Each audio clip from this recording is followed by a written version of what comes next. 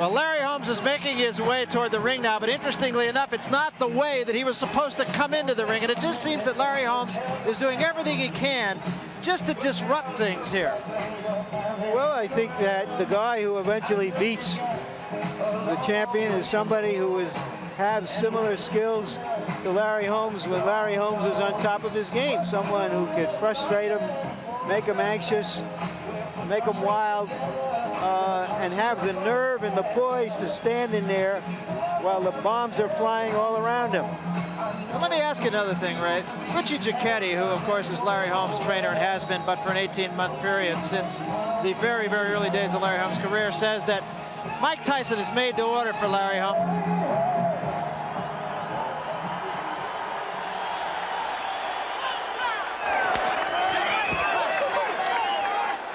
There he is, Mike Tyson, the youngest ever heavyweight champion, undefeated, 32-0, 28 knockouts. Won the WBC crown in '86 from Trevor Berbick, and in '87. Last year he took the WBA title from Bone Crusher Smith and Tony Tucker to become the undisputed heavyweight champion of the world. Look at the pace they're coming towards the ring. Must be in a hurry for the payday, and it's a big one. It's in the millions now. Mike Tyson looking very trim, not even wearing that towel he usually has cut out, but he is wearing his WBC championship belt, while his handlers carry the other two. There he is, Mike Tyson, the undefeated heavyweight champion of the world. So the stage is just about set. Look how trim he is around the middle. Without further ado, let's go to ring announcer Michael Buffer. Don't get exercised here, Ray. Let's not get overexcited. And there is the record of Larry Holmes. Won 48 in a row, of course, before he lost those two fights to Michael Spinks. He's a businessman. He says this isn't a sport, it's a sporting business. That's the way he looks at it. And speaking of all business, Mike Tyson 32-0 with the 28 knockouts. He fights about 4 times a year as champion. He is moving up in the record books, getting up there with some very, very big names in heavyweight history. Just 21 years old and fighting his 6th heavyweight championship fight already. And the tail of the tape, we told you about the 17-year age difference. And the weight really not any kind of a factor. Tyson a little bit lighter than he might have expected, but he was 218 the day before the fight. And Holmes a couple pounds heavier than he was in the second Spinks fight. Now that reach difference, 10 inches, might have meant something when Larry Holmes had that great snapping jab that he could impale an opponent on. And here is our punch stat numbers. This is a device to get a statistical profile of the activity of fighters, and as you can see, the figures are roughly the same. Tyson throws a fewer punches than Holmes did in the past, but the Holmes numbers are hard to measure because he hasn't been active. And there you see the jabs, Tyson throwing fewer, Holmes of course throwing many more. And the rules for this one, it is a 12-round fight, incidentally. WBA and WBC now 12 rounds. Other than that, they're the rules for just about every fight you see here on HBO. No 3 knockdown rule and a fight.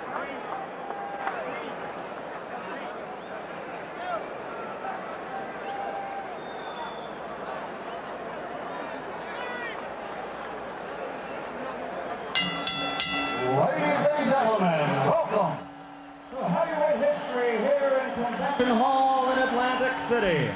Now, before the official introductions, I would like to acknowledge a man here in the ring who is indeed a man of heavyweight history. In 1960, he was an Olympic gold medal champion. In 1964, he became the heavyweight champion of the world. In 1974, he again won the heavyweight title.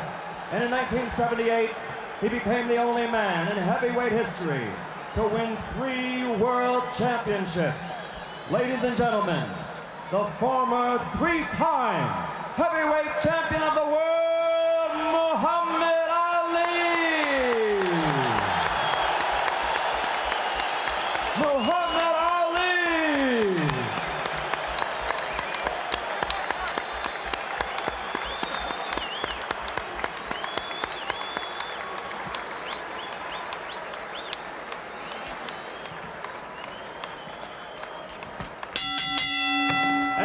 Don King Productions and the Trump Plaza Hotel and Casino present Heavyweight History.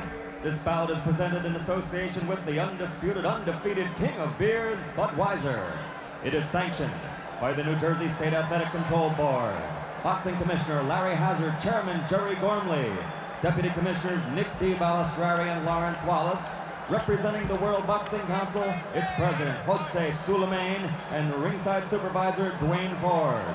Here for the World Boxing Association, legal counsel James J. Binns, Esquire.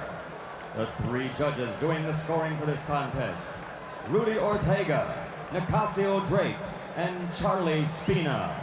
The timekeeper is Lindsey Tucker. Counting for the knockdown seconds, Frank Cappuccino. Chief ringside physician, Dr. Frank B. Doggett. Also in attendance, Dr. Charles Wilson and Dr. Stanley Eden.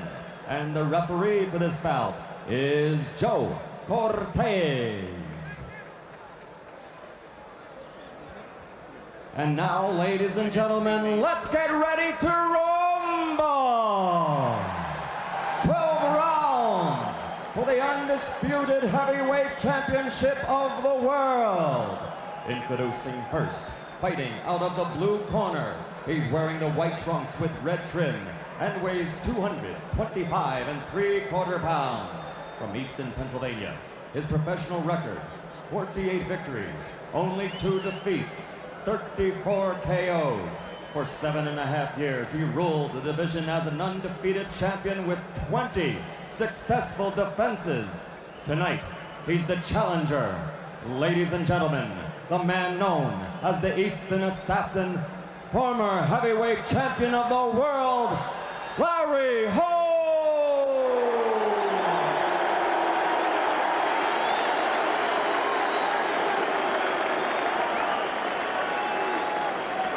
And in the red corner, wearing the solid black trunks, weighing 215 3/4 pounds, from Catskill, New York, which is the hometown of the late great trainer of champions, Cus D'Amato.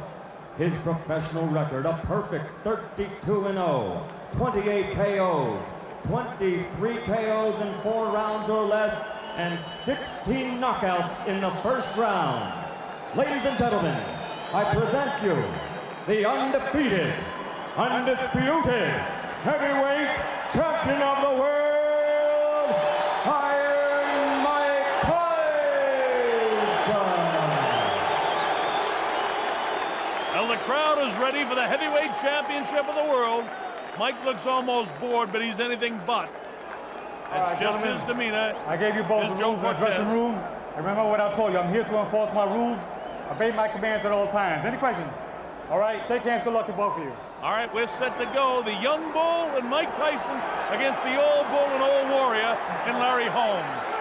Mike coming off a 7th-round KO over Tyrell Biggs. Larry Holmes, as you know, lost that 15-round decision to Michael Spinks. He also lost his IBF title in the fight prior to that to Michael Spinks in a very close and controversial decision. Actually, both of them were. Here he is, Larry Holmes in white, and Mike bangs to the body right away. Holmes hangs on. Larry had over 20 title defenses when he was champion. And now the young guy is chasing him down. I'm a huge fan of Larry Holmes, but this isn't the Larry Holmes that I want to remember. Michael Tyson's legacy is in front of him. It remains to be seen what greatness he may achieve in the heavyweight division. Larry Holmes will go down in history books as one of the great heavyweight champions of all time. He never has received the credit, but he was a great champion in his prime. At age 38, you know the lack of the left hand. You notice, I should say, the lack of the left hand. In the old days, Larry would have had that left hand, which was like just a jackhammer in the face of so many opponents. And from behind that, he'd throw the right. But tonight, it's obviously missing. Larry's still up on his toes and able to move a bit. But time robs all great champions of the ability to move. Holmes needs to be able to move like this if he's going to do anything against the stronger Mike Tyson. Midway through the first round, no heavy blows landed, and very few punches even thrown by Larry Holmes. The Eastern Assassin is the shadow of his former self, but for the kind of money they pay to fight for the heavyweight championship, you can't blame a prize fighter for fighting for the type of prizes they have today. We're in Atlantic City, New Jersey. I'm Bob Sheridan, and this is the heavyweight championship of the world. As Mike bangs Larry behind the head. Larry ties him up. Let's go. Now Mike up at his toes, tries to get the footwork going, trying to pick up the pace. Caught Larry with a pretty good left hook. That's the best punch landed so far.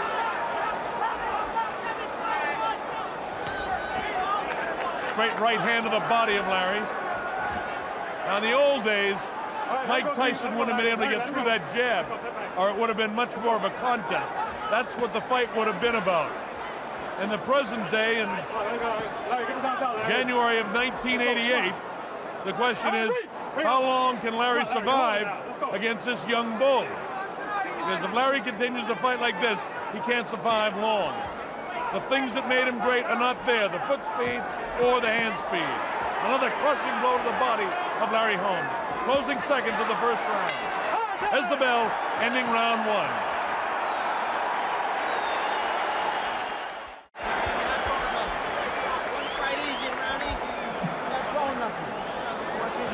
Kevin Rooney talking to Mike. The crowd is really juiced up. I can hardly hear what he's saying.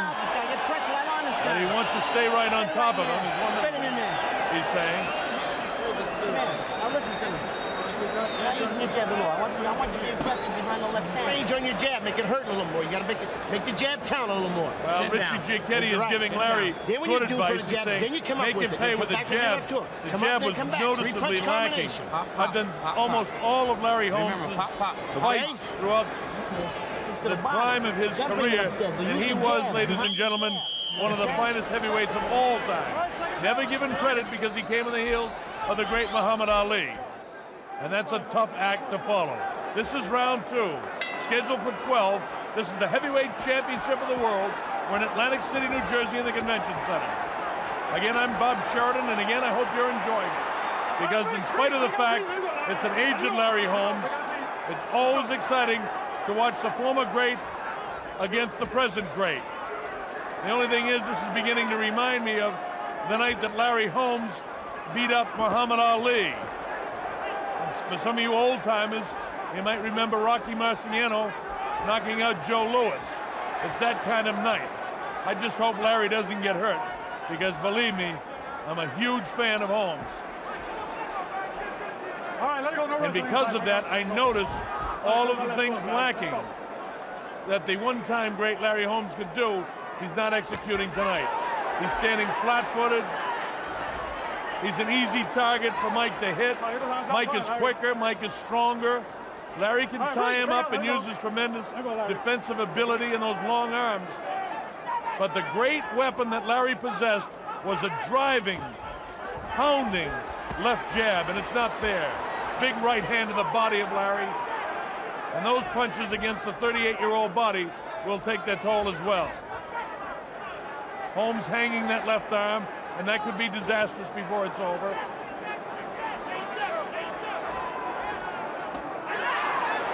Larry comes with what looked to me a half-hearted uppercut midway through this, the second round of a scheduled 12-round championship heavyweight fight. In the old days, Larry would have had that left jab just punching and punching and punching and setting up the right hand, and he'd have been moving up on his toes. But in this day, Mike Tyson just walks right through. Nice job by Joe Cortez, making them break clean. Larry got a sneaky right hand through there, but it didn't hurt Mike.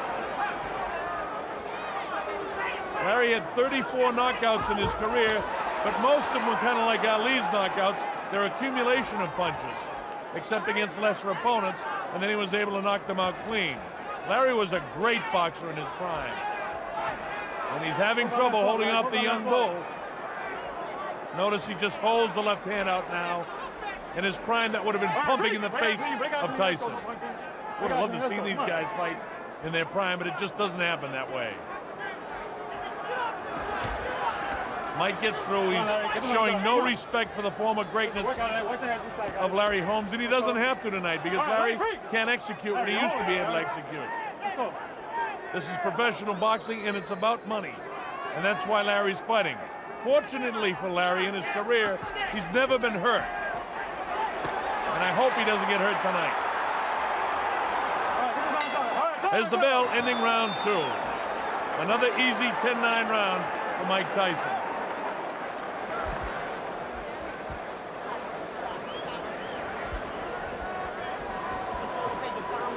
Kevin Roney continues giving instructions to Mike Tyson. With the crowd in here, it's hard to hear again.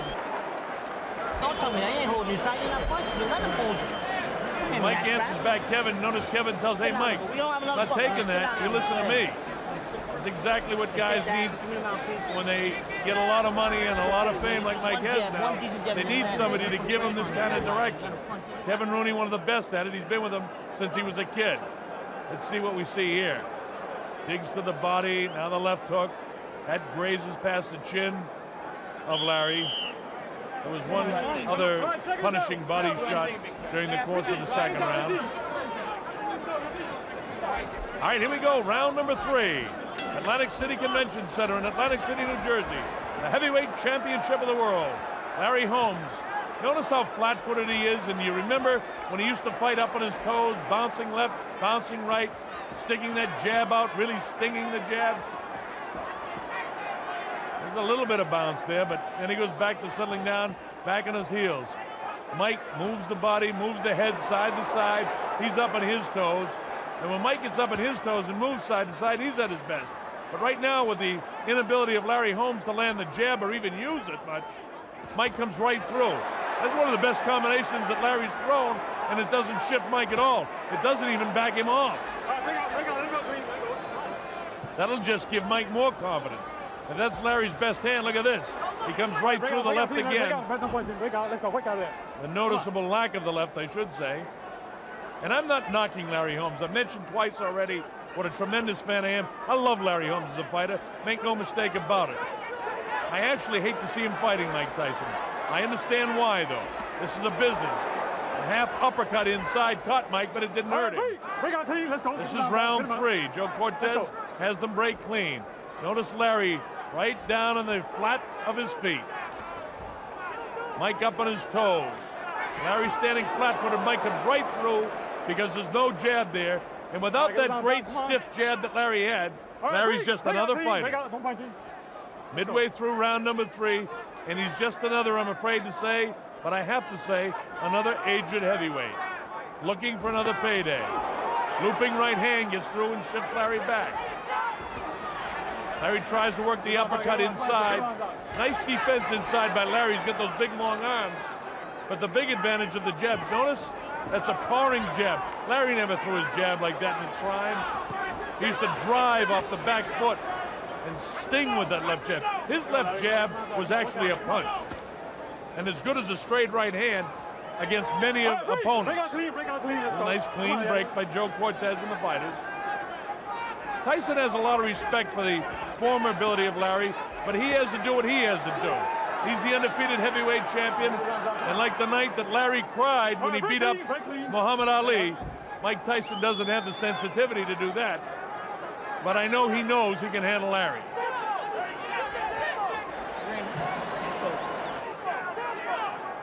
Holmes parring with the left. A little bit of a stiff jab that time, but not punishing. Larry tentative with his right hand. He ties him up inside so Mike can't punish the body. There's a digging body shot, a bit on the low side. About 10 seconds to go, and this is the 3rd round. Joe Cortez says, keep him up, Mike. Borderline shot. And there's the bell ending the round. The right hand gets through, and a light left just at the bell. Larry says, hey, Joe, keep an eye on that.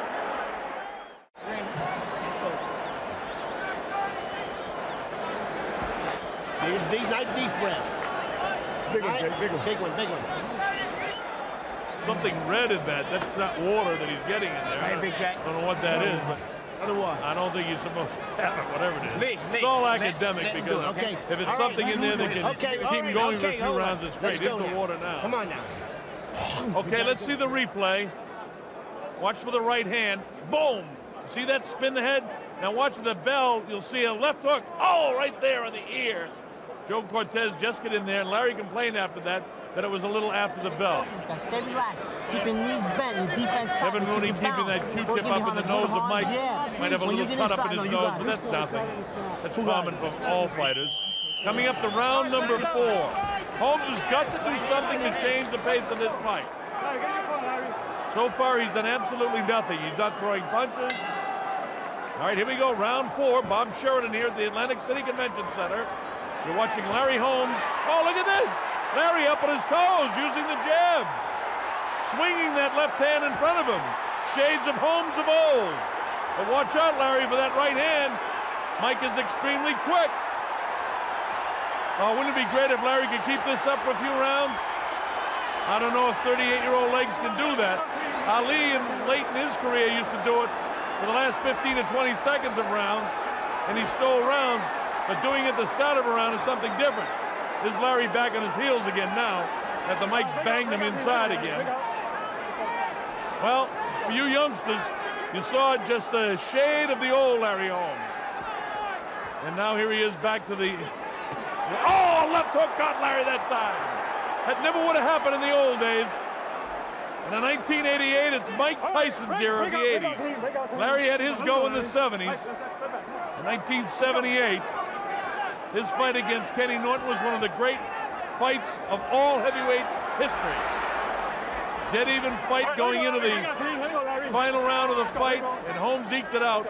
Two great guys in the peak of their shape. And here we are 10 years later, and Larry's career is just about over. Oh, he may continue to fight, but his great days are over. Right now, getting through this 4th round is the biggest problem. Oh, right hand, down goes Larry Holmes. For one of the few times in his career, boy, oh boy, look at that. He was knocked down by Ernie Shavers, Mike Weaver. Ronaldo Snipes had him out with a heavier shot than that. But right now, Mike Tyson is in charge. He's the boss, and Larry's down for the 2nd time. There's no free knockdown rule, but Larry's in a heap of trouble here. His legs aren't there. He'll take the standing 8 count. It's almost academic now. Mike smells the blood. He senses the kill. He comes in for it. Larry trying to hold him off. There's too much time left in the 4th round. The end of a great career is imminent. Larry Holmes' legs are jelly. There's lightning in the fist. Big right hand, followed up by the left hook. Lightning in the fist of Tyson. Straight left hand. He faced that one, getting in position. Mike showing patience to get set for the big shot. Right hand hurt Larry again. He's back at his heels. Left hand. Larry's going to get hurt. This is bad. I hope Joe Cortez takes a look into the eyes. Larry gets nailed with the left hand, the right hand, digs to the body, goes to throw right hand, gets clipped with a big right hand. He won't get up from this one. It's all over. Joe Cortez has seen enough, and Larry Holmes is knocked out. He doesn't count him out, but he's out. It looked a bit like Larry was in the process of throwing a right hand to get caught up in the ropes, and when he threw the right, the power of the right spun his body towards the right, and it left him wide open with his left hand down for a right hand of Mike Tyson, and he got clipped and he got knocked out. A lot of confusion in there. Larry seems to be okay, thank the good Lord above for that. Again, I've been a tremendous fan and boost of Larry Holmes throughout his career. He may be my favorite of all time. Of course, Ali is in a class by himself, but in all the other heavyweights, I love this kid as a fighter. Never got his just due. He was a tremendous champion. But this is the man of the hour. Mike Tyson's record goes to 32-0. Here's the first knockdown. A crushing right hand right on top of the temporal bone and above that left eye. Same thing, different angle. Watch for it. Feints. Boom, right there. Look at that. The power of that right hand. And Mike driving off his back foot and really has everything going. Watch the way, see? Watch the way, see? He's almost jogging into it. He's got everything going for him when he lands that right hand. Please clear the ring. In years gone by, Larry would have had the left up. Is the second knockdown now. Let's see how this occurs. A left hand, a right hand, and then just an accumulation of pretty good shots there. This isn't as tough a knockdown as the first one. Same thing. See, he misses that shot, catches him good there below the jaw, but he's already rattling his brain. He's out on his legs right here. And then on top of the head, which rattles the brain again, and Larry crumbles down. Same thing, different angle. See their front feet getting tied up there. Mike actually in almost a southpaw stance with his right foot forward, stepping on Larry's outstretched left foot, and is the last knockdown and the finishing series of the fight. Watch for Larry's right hand. See that get hung up in the ropes? And so he's totally exposed, and Mike throws one more right hand, and that's all the inside of Larry's skull could take. Thank the good Lord again that Larry's okay, because he's never been hurt like this before. Oh, that is a tough, tough punch. And the left hook digs to the body. He's out on his feet right here. Goes to throw it, and it's caught, and it exposes his body. And then, look, right there. Boom. His head going one way, Mike's fist coming the other way. And this is the very last time. This will show exactly how that right hand gets hung up in the ropes. And watch the way he spins his body. And right there, he's caught, exposed, and Mike, boom, he jumps on it. And that's all she wrote. Mike Tyson retains the heavyweight championship of the world. Ladies and gentlemen, here's the official time. The end comes at 2 minutes, 55 seconds of the fourth round. The winner, and still the undisputed, undefeated heavyweight champion of the world, Iron Mike Tyson.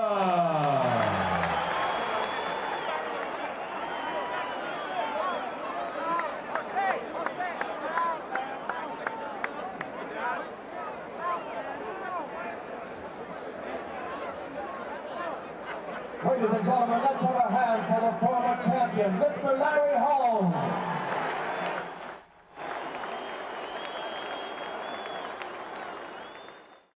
Mike Tyson, without question, should be champ for a long time. Let's take a look at the total punches in the fight, and they're pretty much indicative of how the fight went. Mike Tyson threw 132 and landed 65, just about 50%. Holmes 30 out of 70. Let's go to Larry Merchant, who is with the champion, Mike Tyson. Larry? Okay, Mike Tyson, this means something special to you tonight because Larry Holmes was once an outstanding fighter. Well, it's great to have the name on my record, but everyone knows Larry Holmes was a legendary fighter, and if he was at his best, I couldn't stand a chance. He's a great fighter. I admire him very much. He made you wait for 4 or 5 or 6 minutes before the fight started. Would you just think this was the kind of gamesmanship? Well, I was waiting for him to fight, because I know when he fights... I mean, before the fight even started, there was a long delay in the dressing room. Were you aware of it? I didn't worry about it, because I've seen him fight so many times, and just watching him fight so many times, I was expecting everything that he's done tonight. When you got into the fight and you saw his tactics, was there anything that surprised you, that he was just trying to frustrate you? Well, I knew he was trying to frustrate me, but I'm too seasoned of a fighter at this stage in my life to be frustrated for those particular tactics. A year ago, when he had an opportunity to fight you, would it have been more difficult? Well, like I said before, at his best, he was the greatest of our time. Came the third round, he started to drop some right hands on you. Was that really his strategy, to lull you and then to hit you with some right hands? The right hands wasn't landing cleanly. They were only glancing blows. They weren't landing cleanly. And what was effective for you, do you feel, up until the fourth round? The right hand. I knew I was going to him the right hand, because all through his career, he was susceptible to the right hand. And eventually that proved true. Was it something you saw, or was it just a question of getting close enough, firing off enough, and hoping for one to get in? Kevin Rooney was telling me to get close enough so I could land the right hand, and I saw it open, and I did. When you knocked him down, did you think that he would get up? Well, I didn't think he would get up, but he's a game fighter, like I said. You've seen a lot of films of him. He always got up in the past. Did you think he would be able to fire back? It looked at one point. I knew once I got him hurt, he was finished. That you're saying that other times he was knocked down, the fighters didn't know how to finish him? Absolutely. Okay, now let's take a look at the last knockdown, and please describe it for us, Mike. Well, at this point, I knew he was very hurt, and he was fighting back. So I knew to throw everything at him. So I didn't know what he did. Even though he was hurt, he was fighting back, and very dangerous, even though he was hurt. Now you see right here, he's throwing punches, but I'm trying to land. I'm throwing everything. Boom. Were you afraid that he was really hurt, or had you turned away and knew that it was over by that time? I knew it was over, and I knew I didn't hit him with hard enough punches in vital areas to put him out or hurt him permanently. What kind of feeling do you have now that you're over this hurdle? Well, like I say, it's just another obstacle to my goal, is being champion for as long as possible. You've said in the past that the fight is the easy part. Was this the easy part tonight? Absolutely, yeah. I said before this fight, this is a ceremony in which the torch is going to be passed from the great old king to the great new king. Do you feel in some way that that's when you said earlier it's a good name to have in my record, that's what that means? Absolutely, yes. The king is dead, long live the new king. Absolutely. Thank you, Mike. Thank you, Larry. And back to ringside. Well, so Mike Tyson has won it in 4 rounds, and it's been said that if you're going to beat Mike Tyson, you got to hurt him first. Nobody's been able to do that. It's also been said that you have to back the man up, and nobody has been able to do that. There have been a couple of trainers who said Cus D'Amato's fighters, of course, who use that peekaboo style, like Mike Tyson does, have to be backed up to be beaten. Nobody's been able to do that to Mike Tyson. It's happened a couple of times. Dick Tiger did it once before to Jose Torres, who was a Cus D'Amato fighter. And Floyd Patterson lost a fight that he wasn't supposed to lose also to a fellow by the name of Sonny Liston, because Sonny Liston was able to back him up. But so far, Mike Tyson, of course, a bigger fighter, certainly bigger than Jose Torres, who was a light heavyweight, and much bigger than Floyd Patterson at 215 pounds, simply said nobody has been able to force Mike Tyson to take a backward step. That was the case for Larry Holmes tonight. He did portend himself very well, actually. He came in with a good fight plan. He told many people he was going to go only right hand and uppercuts. He did that. He told other people he was going to go mainly left jab. He did a little bit of that. Unfortunately for him, absolutely nothing worked. Nobody could hurt the man, nobody could back him up, and the results in that case were inevitable. Mike Tyson knocks out Larry Holmes in 4 rounds. But Larry Holmes, you have to feel, will be treated kinder by history as time goes on, more so than he was as a champion. Tonight, he didn't go out with his head hanging. Sugar Ray Leonard, incidentally, is trying to make his way back to Larry Holmes' locker room to talk with the former champion. We hope to have that. Meanwhile, let's get back up to the center of the ring at Larry Merchant. Larry? Hello again. I'm with Bill Caton, the co-manager of Mike Tyson. Bill, for Mike Tyson, he says this is not all of that special. It's nice to be the great old champion. Does it have any significance to you? Oh, sure. It had great significance to us. Mike met the most experienced fighter he had ever met.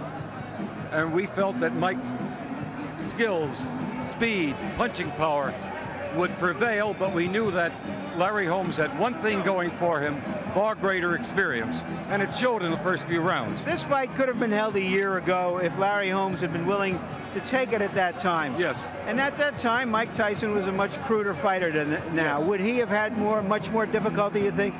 I don't think so. Mike had been taught how to fight Larry Holmes by Cus D'Amato.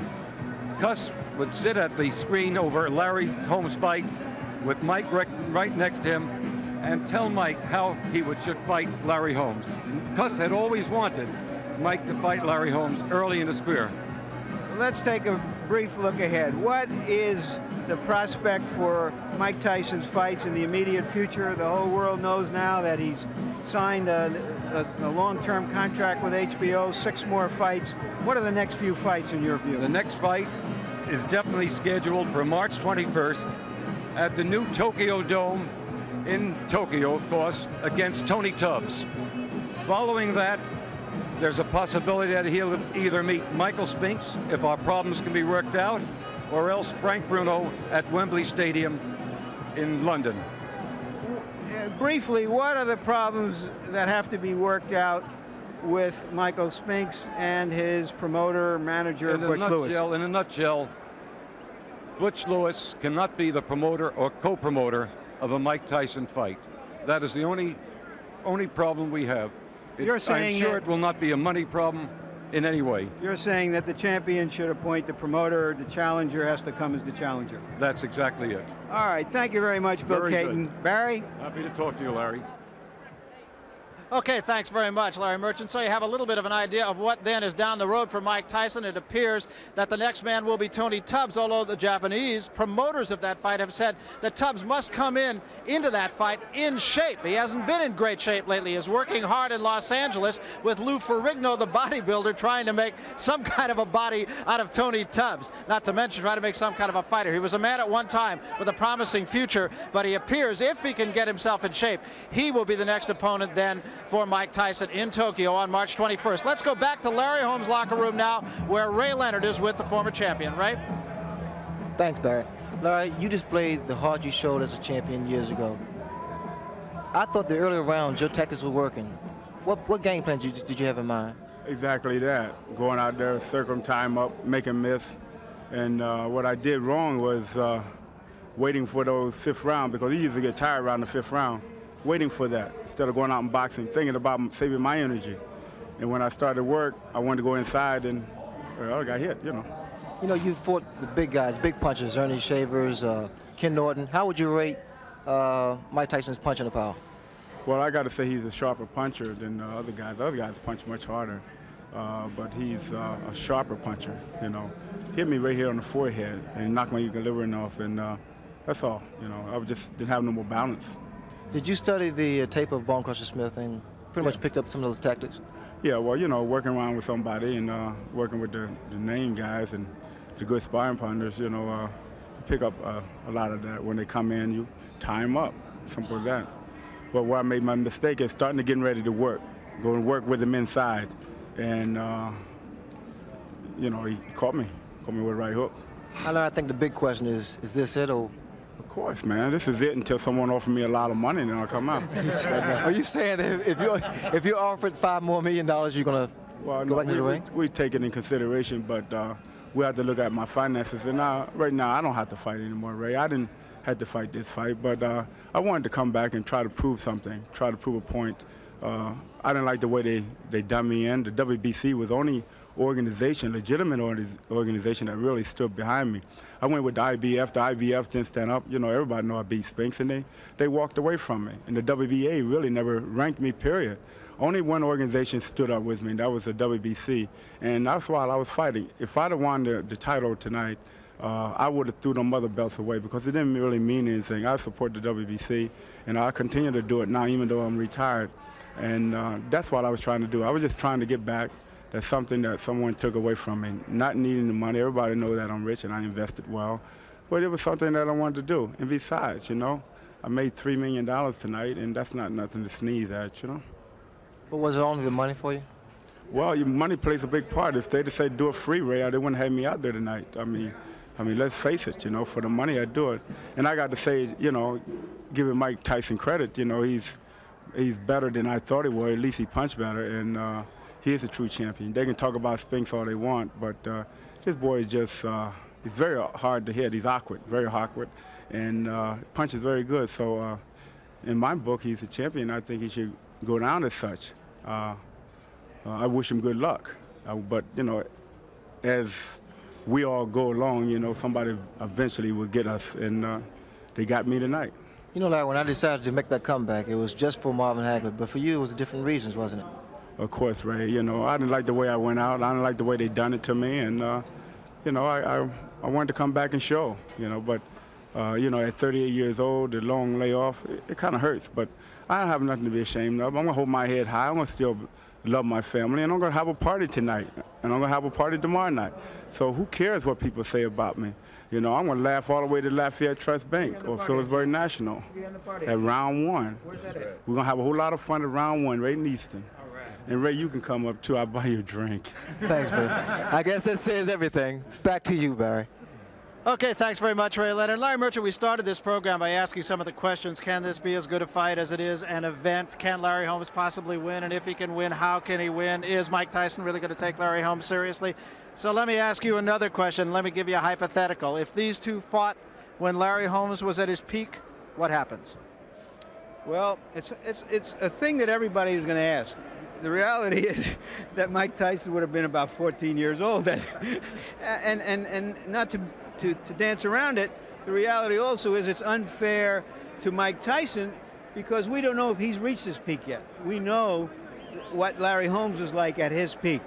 But I would say this, that Larry Holmes at his best, as we got a few little glimpses of in the early rounds, would have been all kinds of trouble for Mike Tyson at this point. He is the prototype of the kind of fighter who gives the Tyson kind of fighter all he can deal with. Capsulize this fight for us. Good fight, bad fight, mismatch, great fight. What do you call it? I think it was a good fight and a terrific fight for Mike Tyson because Holmes showed early on that he still had that residue of some of the old skills. He still gave him the slow ball on the outside corner, and then he tried to shoot a quick one on the knees, and so that the perception and the illusion is that he was still in there with somebody. And then in the third round, Holmes tried to sneak a few right hands over and actually might have won that round.